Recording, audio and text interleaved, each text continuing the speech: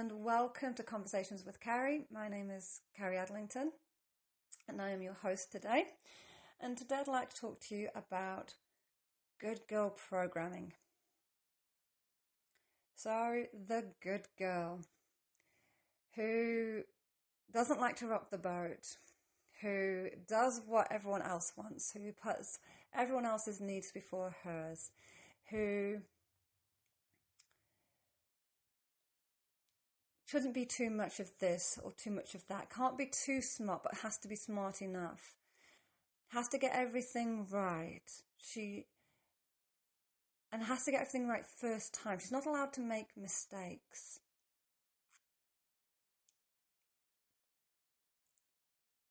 She has to do what everyone else wants. She has to think about everyone else before herself. She has to tolerate things she doesn't like. She has to follow the rules even when other people are breaking them. She perhaps has to follow the rules even if she doesn't understand what the rules really mean. It's not okay for her to have wants and needs to be met.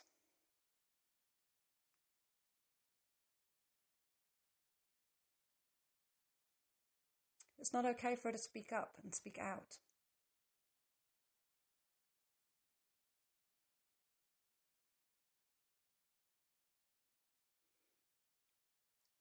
Why is it important that we recognize this good girl programming? And I've heard lots of coaches talk about good girl programming, including my own. Why is this important? Well, with an attitude like that, she's the sort of person that would put the oxygen mask in a situation, an emergency, on someone else before herself. She becomes the victim.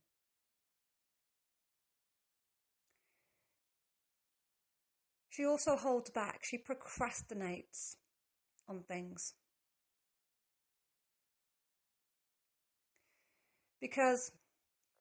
Not because she's lazy, because she's afraid of actually getting things wrong. She's afraid that if she speaks up and out, she'll be rejected. And as a result, her relationships suffer because she tolerates things that she shouldn't really tolerate and doesn't need to tolerate. And as a result, her resentment builds.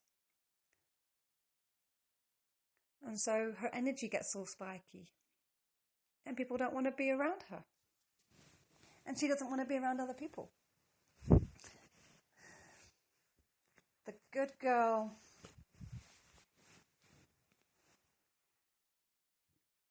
has really high expectations of herself. She expects perfection from herself, and perhaps from others as well, but especially from herself. And as a result, she exhausts herself. She beats herself up for the least thing. She holds on to judgments of herself. And I'm going to give you a bit of a story, and I apologize now that I will probably miss some bits on the story, but I trust that you'll get enough out of it that it'll make sense. So it's a psychologist who was talking to a class about stress management, and she lifts up a glass. And the class was expecting a question about is the glass half full or half empty? But instead, the psychologist smiles and she says, "How heavy is this glass of water?"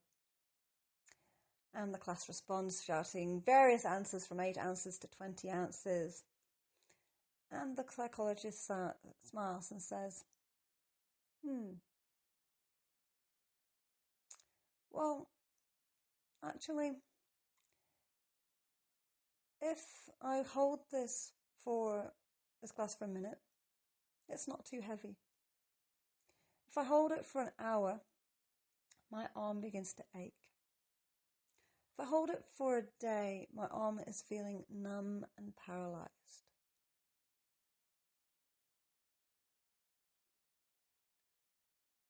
And she says,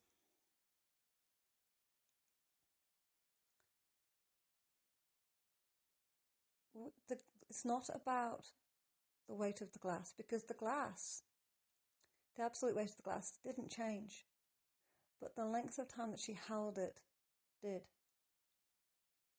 Now, a good girl can have us holding on to judgments about ourselves, about others, about things that should or should not have happened. And if we are holding on to those thoughts for a long time, they're going to hurt. And what she says is that we can put the glass down. We can put the thought down, the judgment down. And that's really important, because when we do that, we free ourselves up to think other thoughts and to also have more energy, because thinking, our brain is a hungry machine, and our brain uses more nutrients than most of the rest of our body. So if we're constantly thinking in circles, that's using a lot of energy, and it's energy that's not being used to create. It's energy that's not being used to nourish. It's energy that's not being used to relate to somebody.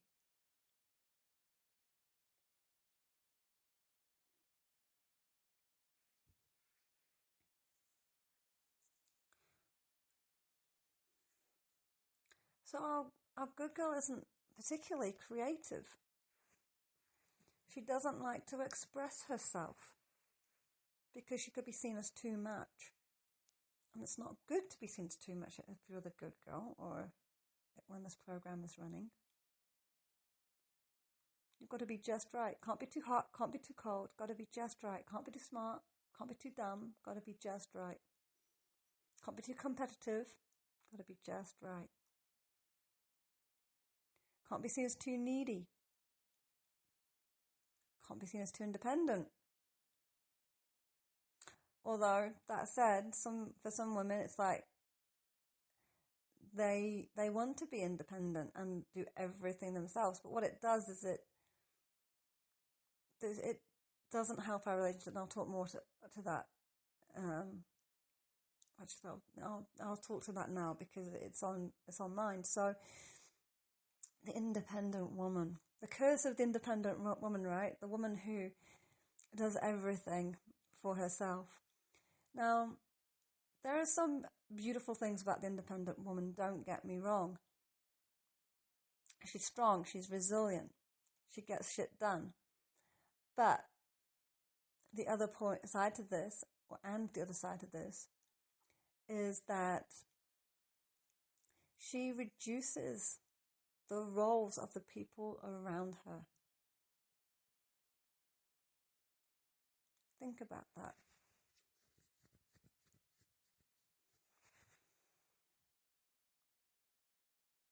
She asks for something done, doesn't get done, does it herself. And eventually she's like doing everything herself. And she feels like she's doing everything herself. She's resentful that she's having to do everything herself. At the same time, perhaps she's not being clear about what it is that she wants. Or she's expecting things to be done in a certain time frame. And I'll put my hand up to this one. And it doesn't happen. So she does it herself. But, I mean, waiting a certain length of time is one thing. But she could ask and say, hey, I need this done. Could you do it in this time? Or when do you think you would be able to do it? And get a time frame on it so that she knows when that's likely to happen. Before going, okay, well, this is taking too long. I'm going to do this now on my own. And then when the sort of person rocks up, it's already done. They're like, oh, I was going to do that for you. Oh, well. It's not that they don't want to help. It's just that it didn't fit with their time frame. And that, to do it when you wanted it done or when she wanted it done, and that's okay. So it's communication. And when we're asking for help, we're making it, we're saying to the other person that they are useful to in our lives, that they can help us. And people love to help and to feel like they can offer some value. Because the independent woman is that she feels like she can't ask for help, and that when she does ask for help, the need doesn't get met because it's not done to either her standard or in the time that she wants. And when she thinks this way, she's putting the other person down and basically saying that they're useless. And that destroys self-esteem and confidence and a sense of worth in the other person. So, I know that's not intentional, by the way. None of that's intentional. And if you're recognizing that you perhaps do some of those things, own it and be okay with it. And notice that the next time you do it, what happens. And decide on how you might want to handle it differently. And the good girl will say, well, you don't have any needs. You can't have needs. It's not allowed. Everyone else has needs, but you can't have needs. You can't want for stuff. It has to be about everyone else. Now, if you're trying to run a business with good girl and independent woman programming going on, how do you think this is going to go? I'll tell you. Freaking exhausting. Especially at the start. If you're at the start of your journey and you've got good girl programming, I guarantee you'll be procrastinating. You won't be making sales calls. You won't be doing your marketing. You'll spend time doing stuff in the background, like websites, making things pretty, creating programs. If you're a healer or coach, you'll be doing as much as you can by yourself. In part because you have to, and in part because you feel like you can't ask for help. So maybe, worst case scenario, you'll be doing all the housework, cooking for yourself. You'll be running around for other people. If you are working on your business, you'll be doing all your marketing. You'll be doing your website. You'll be avoiding making sales calls because you won't want to hear no, because you won't want to feel that rejection. You'll perhaps be even avoiding doing some of your posts because, again, you won't want to hear no, and you won't want to have to deal with the comments that may come up that don't agree with your point of view. And if you're resonating with all those, I just want you to know, I hear you. Been there, done that, and I'll be honest, I'm still doing some of that. I'm still working through my programming to really help my clients find me and access my offerings, because I know I'm offering something really cool. And I'm finding myself still going into good girl programming at times. And it is a challenge to break it. There's no hard and fast rule on breaking her. She's been ingrained to us from an early age. Where perhaps we were perhaps made to feel bad because we wanted something. Maybe we asked for something, we got it wrong, and someone met the need, but then it wasn't what we actually wanted. But we didn't know it wasn't what we wanted until we got it, and it's like, oh, actually, that didn't do it for me. It's like the good girl was taught you have to know what it is that you want and ask for it and get it right first time. Well, we're human. And what we think will satisfy the need isn't necessarily what does satisfy the need. And that's part of the problem, right? Part of the challenge, shall we say. to offer you a reframe. So, running the show, running a business as a good girl means what? You'll be exhausted. You'll be exhausted, and you'll probably decide that you don't want a niche or work with a particular group of people. That rather than that, you'll want to work with everyone and please everyone. But guess what? You can't. It's impossible. There are an infinite number of likes, dislikes, opinions, and thoughts. What floats your boat will not float someone else's. One man's trash is another man's treasure. So you're not going to please everyone, and you don't want to or need to. A marketing guy, Tyson Zana, I think his name is. I hope I pronounced his name right. I remember in one of his webinars, he says, you want to either be red hot, you want people to love you, or be so cold that they hate you. And you do not want the mush in between. You want to be polarizing. Now, the good girl does not want to polarize, does she?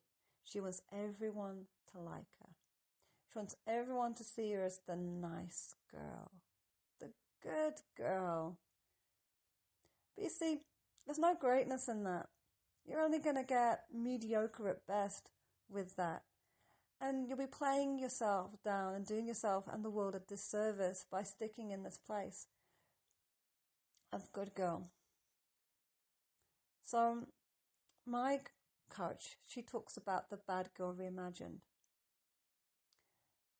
And the difference here is that the bad girl reimagined fights for something. She has a reason for being. She fights for herself, she fights for others, and she fights for a cause. She doesn't care about polarizing people. In fact, she thrives on it. Because then she knows that the people she's hanging out with really, really love her and get her and want more of her. And that's who she wants to spend her time and energy with. She puts the time and energy into looking after herself, her self-care, because she knows and understands that keeping herself healthy is a priority. That by taking care of herself in a resourcefully selfish way means she has more energy to give to others. And she's protective of her energy in terms of where she spends that energy. She's mindful of spending time on projects that aren't going to get her to where she wants to be. And that can include having the relationships that she wants, as well as the business that she wants. And she'll always be looking at, okay, will this move me closer to where I want to go or not? And she's okay with saying no to things that don't.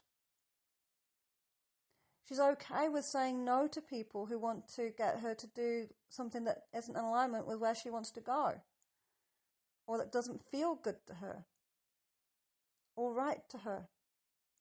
And she's okay with, may not like it, but she's okay with other people having their opinions and thoughts and decisions about what's right for them. And she's okay with the consequences of those actions. Because she understands it's not about her. It's simply that there isn't a values or an alignment match.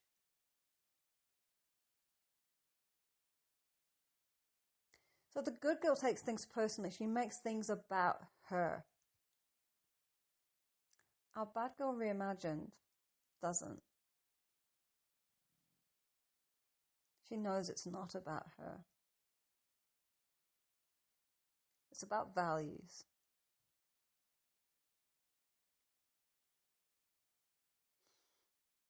And whether or not they align or not. That's quite different, isn't it? It's not about her as a person, because she knows she's enough. She knows she's lovable just as she is. She knows she deserves to ask for what she wants because she is alive and she exists. And as such, like all animals, she has wants and needs. And that's a fact. And she's okay with that.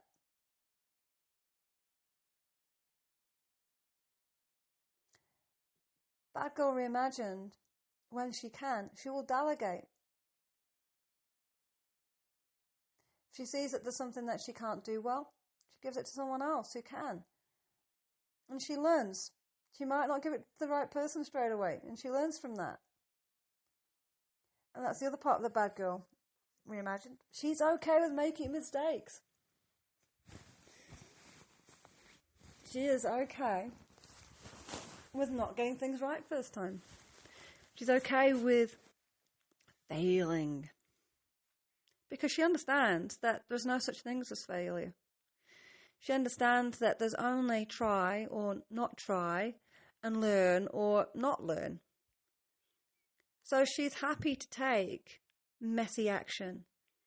She's someone who will make decisions fast and change her mind slowly because a decision made is better than one not made. And then a decision acted upon is simply another opportunity to learn and grow and develop certainty. So the Bad Girl Reimagined, she has more certainty than the Good Girl. The Good Girl is uncertain, indecisive, because she wants to get it right, but she doesn't know what right is because she hasn't done what's wrong. So she has nothing to compare it with. She has no benchmarks. She has to go by what other people have done. But she doesn't know if that's right for her or not because she hasn't done it yet. And so she's always on the edge of the pool, dipping her toe in, but not getting in the water. Bad Girl's there, doing a sprint and a blooming, what would you call it? I can't think what you call it. Like, is it cannonball? Where you run and then you jump and you tuck your knees into your chest and just make a big splash in the water. She does that. She's decided that she isn't going to be in that water. She made that decision and then she's like, I'm going to hit it hard. I'm going to go for it. I'm not going to hold back. And as a result, with that attitude, she also has a whole lot more fun in life. Because she's not constantly, tentatively, oh, do I do this bit? Do I do that? It's like, okay, I'm going to give this a go. Let's see what happens. She's a bit more of a scientist, if you like, trying things out. She's more likely to go to a new restaurant and try something on the menu, or try something new on a familiar in a familiar restaurant. Alarm, sorry. So as a result, Bad Girl Reimagined, she has a lot more energy because she takes care of herself. She only puts her energy into things that she wants. She's able to ask for what she wants, so she's able to delegate. If we're running Good Girl as an entrepreneur, we are in trouble because we won't ask for help. We won't delegate. If we do delegate, we'll do it in a way where we feel like, oh, I can't ask for everything that I want done. I've just got to ask for a little bit because I don't want to put on the person. Bad Girl will be like, okay, I need this done. I want it done this way. She'll have a whole list. And she'll just trust that the other person can handle it. I mean, obviously she'll have vetted them first and she'll have chosen someone that she thinks is competent and will get the job done. And if they aren't, if she's misunderstood or they don't get on, she'll be okay with going, okay, well, that didn't work out. Now I need to let them go and find the next person. If she's on a sales call with someone, she's absolutely okay with hearing no. A no is just as good as a yes because she is okay with not pleasing everyone and only having people that she really wants to work with. that she really thinks will benefit from the product that she has to offer.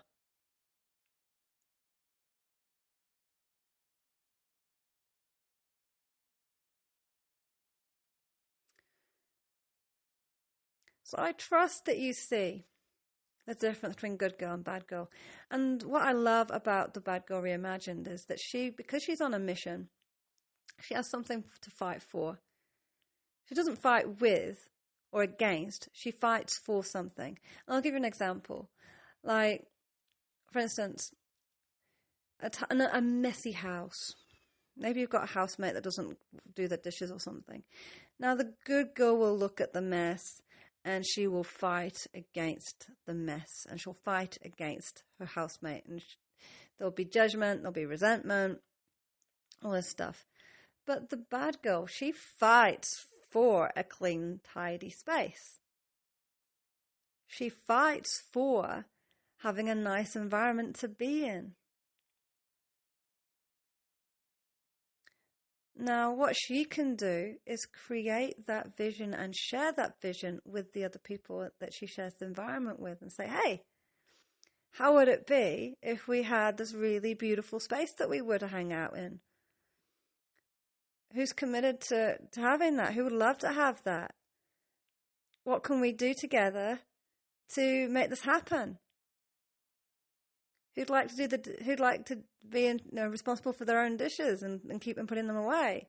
Who'd like to be responsible for keeping the floor tidy? How often are you going to do that? Great. Who'd like to be responsible for giving the place a dust? And obviously, she put her hands up to do something that she'd like to do and contribute as well. But she fights for something. She shares her vision. And she helps other people to see that too. And as a result, it's the bad girls, it's the ones who aren't afraid to say no, that change the world.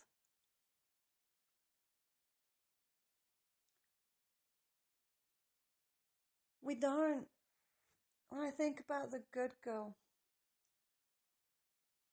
it's not the good girls, it's not the compliance that ever changes the world. It's always the people who do something different. Like Rosa Parks, who was sitting on a bus during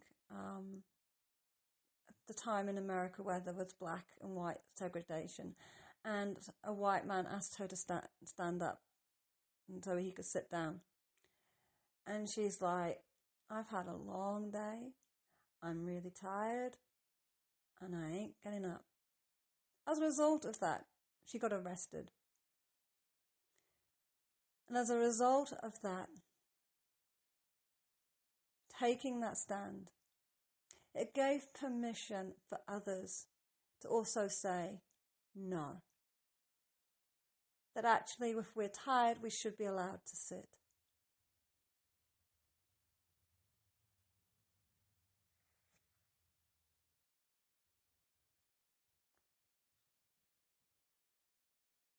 Was she being a good girl? Hell no. Good girl would have complied. Good girl would have said, oh, you're a white person, your needs are obviously greater than mine. So I better stand up on my tired, weary legs until I get home. She didn't do that. Instead, she made a stand. And as a result, she became a figurehead for a movement, part of the movement for equality between blacks and white. And that's awesome. Equality between people, equality in the human race. That's what this is really all about in that particular case. She was fighting, not that she perhaps realised it at the time, but she was fighting for herself. And she was fighting for others like her. So our bad girl is a force to be reckoned with. She needs to be embraced and loved and nurtured. So how can we embrace more of our bad girl and let more of our good girl go? Well, the first thing you need to do is become aware of your good girl programming. And how do you do that? Well, notice how you spend your time. Good girl programming says, I have to put everyone else's needs first. So if you're running this program, chances are you're saying yes to things you don't want to say yes to. And you'll overcommit yourself. And overcommitted can look like a calendar full of stuff that you're doing for others. It can also look like simply even saying yes to people because they're offering you something and you feel like you can't say no. Yes, I'll do that, or yes, I'll take that, or I'll have that, I'll eat that, even though it might not be what you want. So overcommitment can look like can come up in different ways. So if it's overcommitment in the sense of you saying you'll do something, you're filling your calendar up, well, check it out. Look at your calendar. Look at what you've got coming up. And notice how you feel as you go through each item in your calendar. Is that something that I really wanted to do? And your body will not lie to you. If it's something that you want to do, you will feel excited about it. You'll feel light. You'll feel, oh my God, I can't wait to go and do that. Or you might feel resentment and heaviness. Oh, I wish I hadn't said yes to that. That's going to take time away from this other thing that I really wanted to do. That's going to mean X, Y, or Z. Notice that. Circle.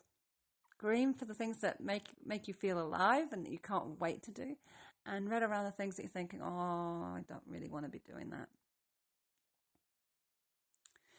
And if you're neutral, that's all good too, because she might not want you, your good girl might not want you to know at this point that she's hijacked you. And so find out when you come to do that particular task, what comes up for you as you're doing it, or notice if you try and avoid it. Because if you're trying to avoid it, that's a sign that you didn't really want to do it. Now, on avoidance, because there's plenty of things that we avoid as well that are good for us. For instance, if you said yes to a podcast interview, well, chances are if it's appropriate to you getting your word out and it helps to speak to a certain audience who might be interested in your product or your offering, then, and you avoid that, you have to ask yourself, well, is that because I'm avoiding being rejected, doing something wrong? Or is it because I said yes to a podcast that a friend's doing and it's not really going to help me and it's not really in alignment with me and it's not really on a subject I really want to talk about, and so I'm avoiding it because of that? And i.e., you're doing it to please her, not because it's actually not because you want to do it. So just notice, especially when it comes to businessy type activities, why you said yes. Okay? And why you need to avoid it. Because the good girl will try and protect you from failure and rejection. And therefore she might make you think, you don't really need to do that, and have you avoid it from that point of view. But it would actually be useful for you to do it. Be uncomfortable. So good girl likes comfort. There we go. There's another one for you. Good girl likes comfort. Bad girl, she's okay with getting uncomfortable. And she leans into it. In fact, she thrives on discomfort because she knows that's where the growth is at, and she's all about growth and adventure and excitement. So overcommitment, that's one. The other thing is tolerances. She tolerates, and as a result, she gets resentful. So notice what you're tolerating. It could be a squeaky door. It could be tolerating not speaking about a certain subject with somebody. It could be tolerating a habit. Could be tolerating being interrupted during your breaks. It could be tolerating someone's lateness. So it can range from minuscule little things, and in fact, the more minuscule you can find, the better, because it's the little things that add up. And this relates to that story I shared about the psychologist and the glass of water. So look out for what you're tolerating.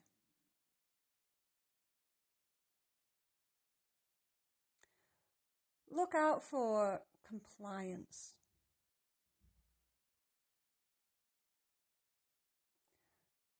And, the need to say yes to be liked, to do the right thing, to do what other people expect you to do.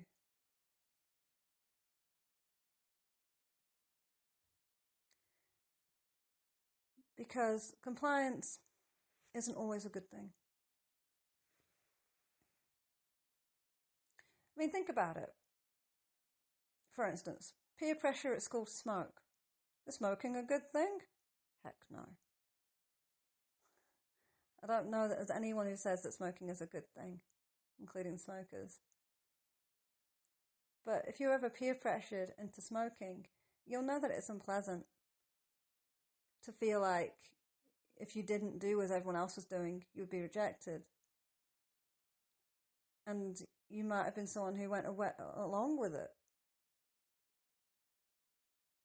And that's okay. We all have a need to belong. But I'm curious to know, how did that affect you long term?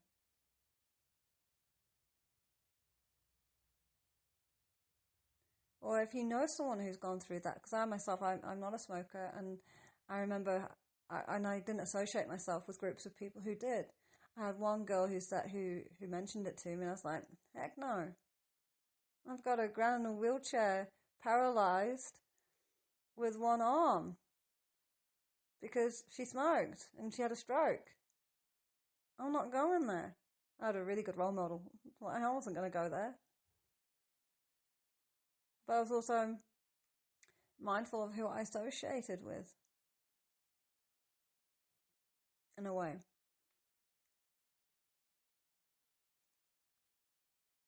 I'm not saying that you weren't, by the way. I'm not saying that perhaps you weren't mindful, because, like I said, the desire to fit in, the desire to belong is really strong. And a good girl does not like to rock the boat. And when she doesn't comply, she rocks the boat. People don't like it. People will get upset. Bad girl's okay with that. If something's not aligned with her values, she's okay with saying no to it. And she'll take the consequences. She understands that some people won't like it, and that it might mean rejection and all the rest of it, or that people won't speak with her. And although she's not happy about it, she accepts it. Because she accepts their values. But she doesn't put their values above hers, or their needs above hers.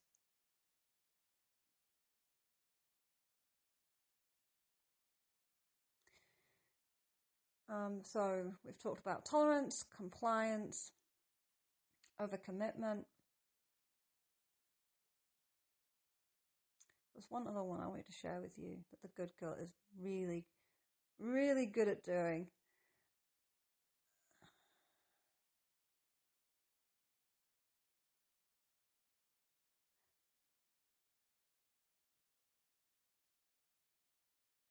Well, one of the things that the good girl doesn't do is ask for what she wants. She doesn't know what she wants. I think I've already mentioned this, but I just want to bring it up again because it's really important. The good girl doesn't know what she wants. She feels like she doesn't have any needs, can't have needs.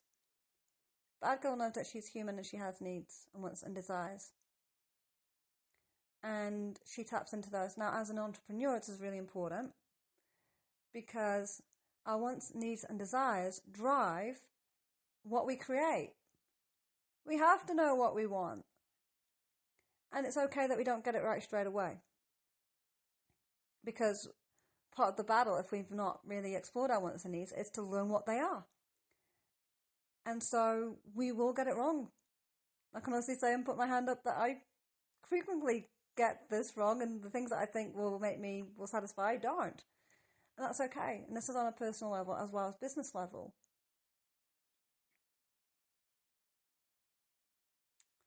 So she knows what she wants and desires. That fuels her dreams. That fuels her why. It fuels her vision for what she wants to create, knowing what she wants. It also means that she can create roles for people.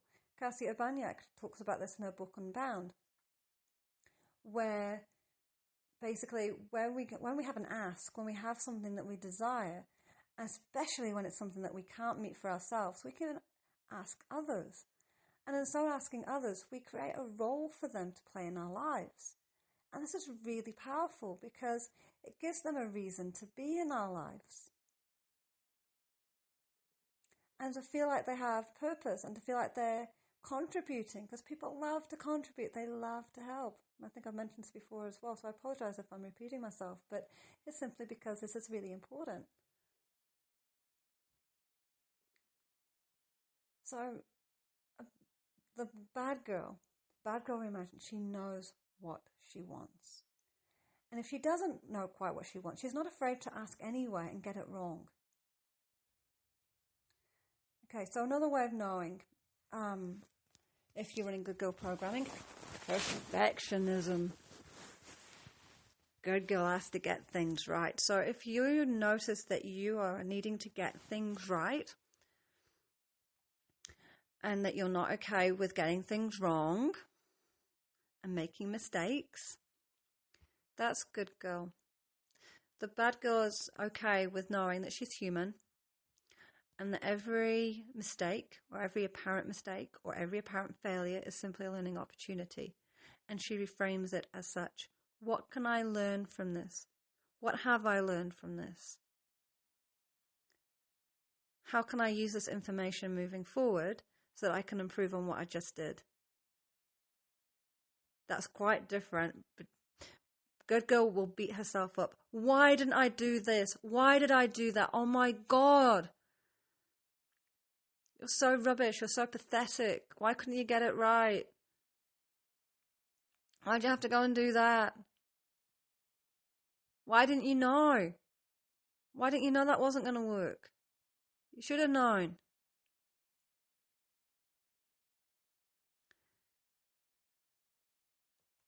If that sounds familiar, that's good girl programming because she beats you up. Bad girl reimagined, she supports you. She cheers you on. She's like, oh, yes, we did it. Didn't work out how we thought it was going to work out, but we did it. Woohoo! So how can we do that even better?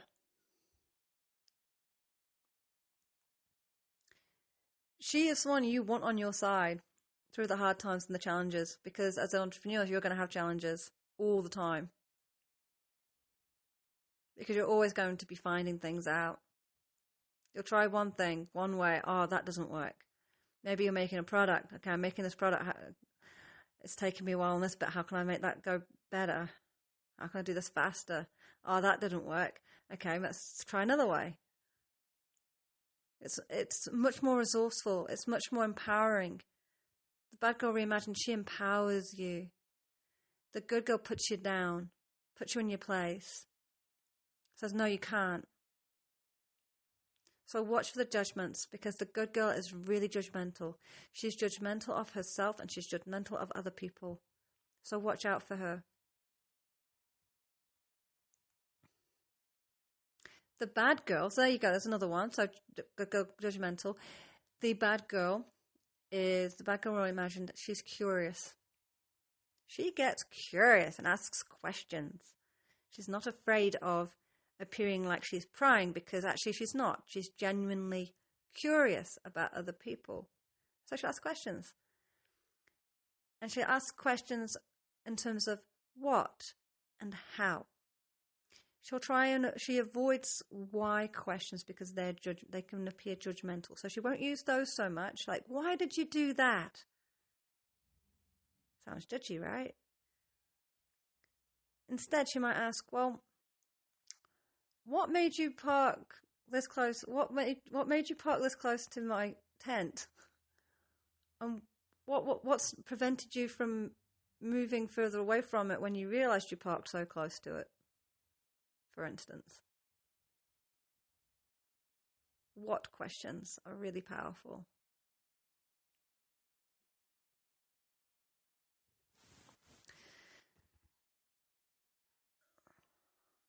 And I thought of another one that the good girl does as well, and it's escaped me. So we've got judgments. The independent. The good girl thinks she has to do everything herself, so she feels like she has to do everything for herself. It kind of covered with having to do the overcommitting thing as well. Kind of comes into that a little bit.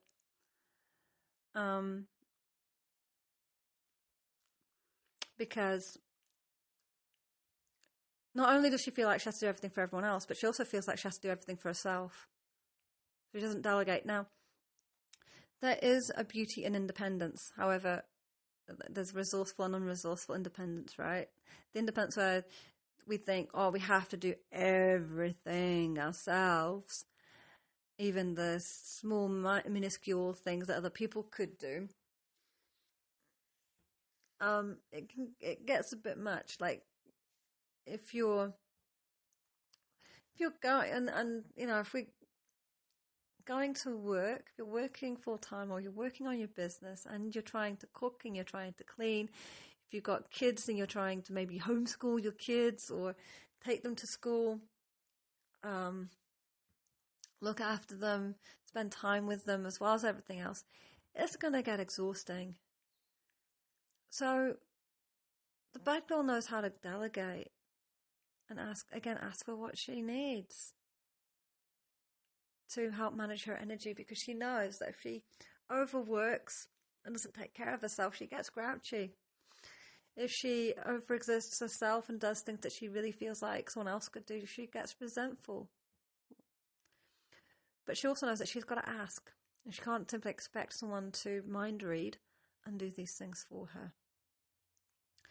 And this is really important to notice and recognize in business, because when we get to a certain point in our businesses, we'll need to delegate some work. Maybe it's getting someone in to do the bookings for us. Maybe it's getting someone to do the marketing for us. Maybe it's getting someone to design a website for us, or a landing page or something like this. So we don't have to do everything ourselves. Maybe it's getting a cleaner in to clean the house. Maybe it's getting a partner on side and saying, hey, look, I'm working on this project. I would like you to support me in creating this vision for us. And would you be willing to cook meals 2 or 3 times a week? That would really, really help me. And in doing that, you're supporting this bigger vision. Delegating is, it's huge. So being able to share the load. So if you notice that you're taking on more and you're feeling like the pack horse, I'm having to do this and that and everything, and no one cares, that's part of Good Girl programming too. And here's another one for you. So I'm giving you a lot, but I assure you, if you recognize any of these, it's all Good Girl. And in my sharing the bag, although I'm not giving you that how just yet, and I'm aware of the time, I'm going to talk about this more in my membership. So I invite you to come and join me on that, and I'm going to share more about that in a moment. But there's one more thing I want to share with you about Good Girl programming and how to identify it, is complaining. The good girl complains. She loves to complain.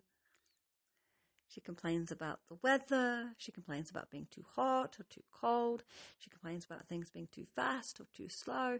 She complains about things that have been done, the things that haven't been done, things that were said or not said. The bad girl, rather than complaining about it, does something about it or drops it because it's not important. And I think complaining, you could actually call that another form of tolerance in a way. The good girl just focuses on the problem. Bad girl looks for the solution. How can I change this around because this doesn't serve me? This isn't serving the greater good. It's not moving me forward. It's not creating a life that I want to live in. How can I make this better? She focuses on that. Okay, there's dishes in the sink. Well, I'm going to tell the person that it's not cool that they're leaving their dishes in the sink. I'm going to have words with them about it in a resourceful way. So not complaining at them, not saying, hey, you left your dishes in the sink again, this is not cool. But coming from a place of, okay, I think it would be really cool if we lived in a really nice house, a really nice, tidy, clean house. How about you? Now, what I'm noticing is that there's dishes in the sink when I can't get up in the morning. Would it be cool if you washed your dishes and, before you go to bed? What needs to happen for that to happen? How can we make this work? Is it cool if I hold you accountable to that? So if you haven't done them in the morning, can I get you to do them? Let's work together. Because she won't want to do someone else's dishes. Why should she? I mean, she could, to be fair. She could. However, she also wants other people to be responsible for their shit too.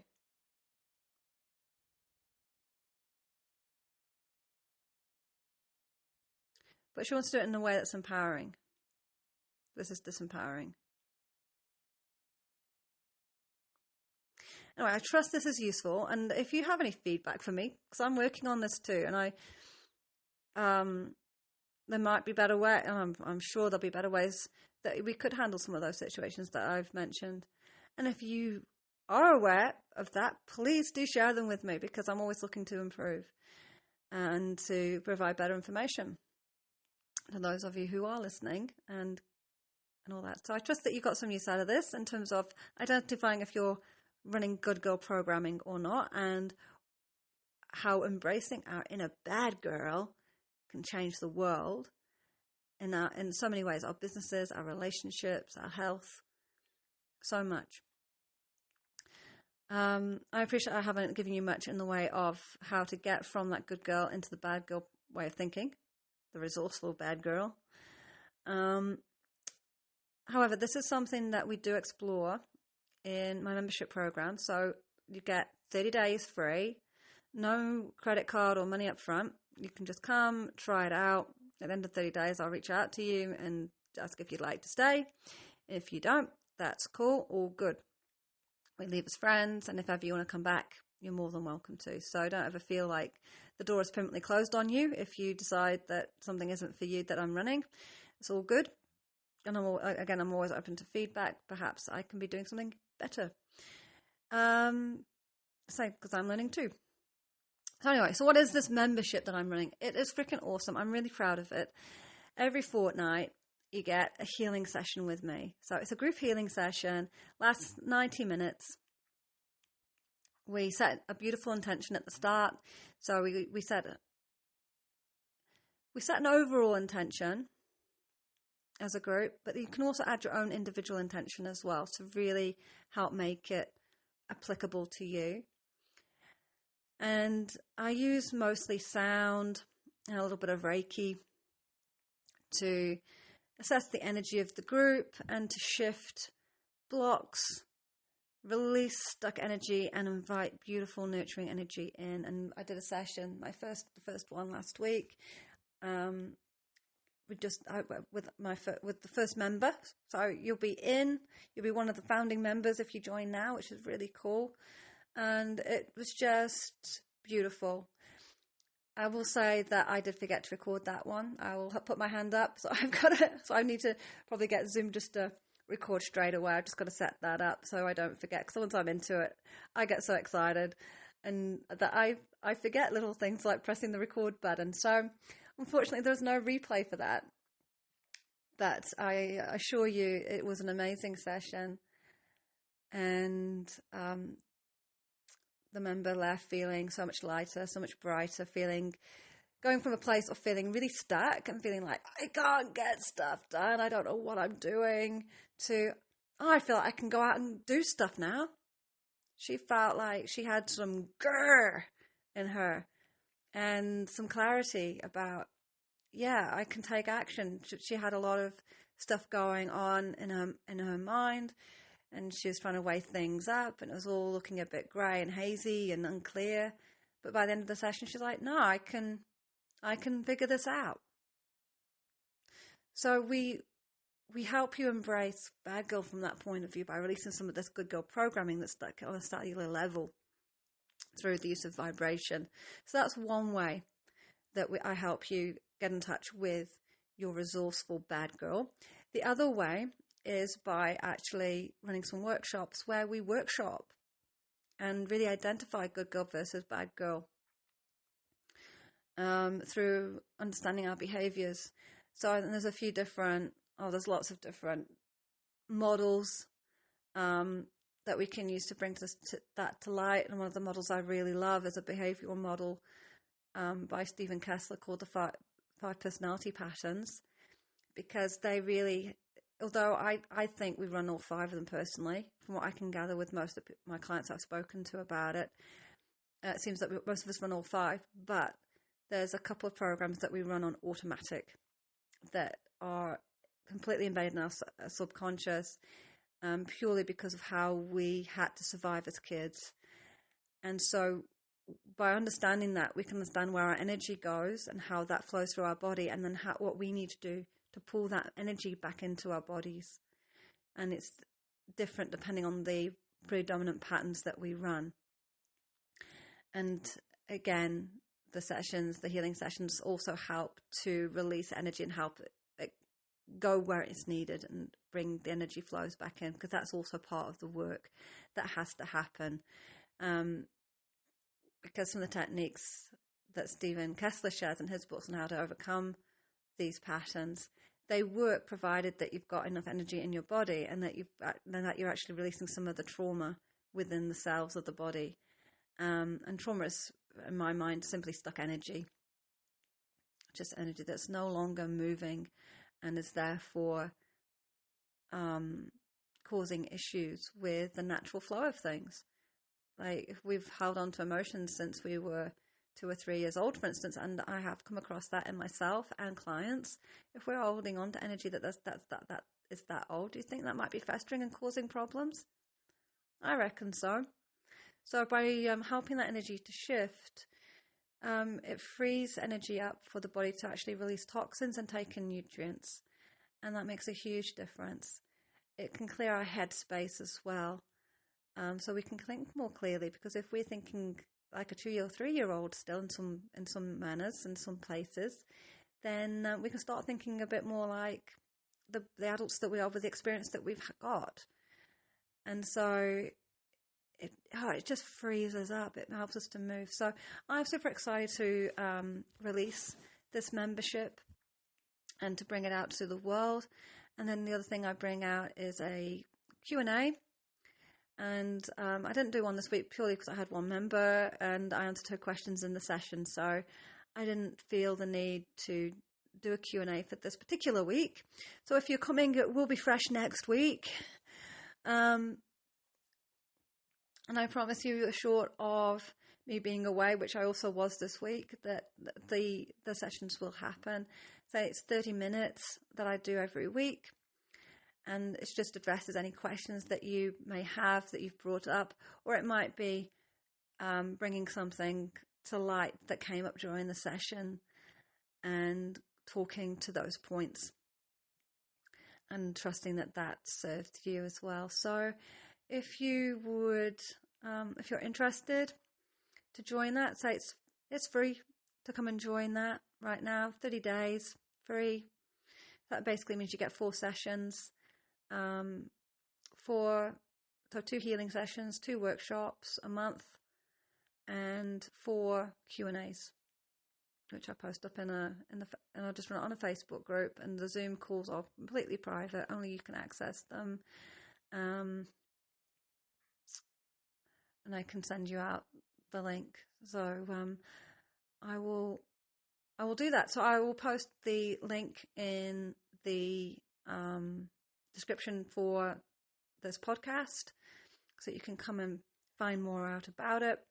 You just have to fill out a registration form, and then you get access straight to the group, and just fill out the instructions. Just make sure you provide the email that you registered with so that I can marry it all up. Yeah, and I look forward to seeing you in there. It'll be awesome to rock out with you and to help you embrace this super resourceful part of you that can literally change the world. Because that's what we all really want, isn't it? It's to change the world for the better. All right, lovely. Thank you so much for listening. I trust that you got value out of this, and I look forward to seeing you in the membership if you choose to join. Otherwise, I will see you on the next podcast. Have a beautiful day and a beautiful week. Bye for now.